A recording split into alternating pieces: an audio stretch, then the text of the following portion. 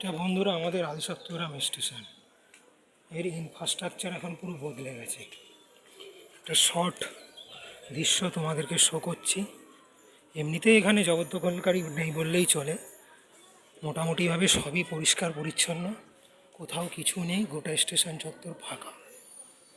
যা আছে রেলের ইস্যু করা নিজস্ব কাউন্টারগুলো পুরোপুরিভাবে তারা লাইসেন্স নিয়ে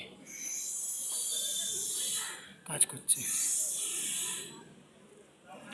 চারপাশের ভিউ দৃশ্যটা দেখো একবার, জাস্ট তোমাদেরকে শো করি। একটা লোকাল ঢুকছে,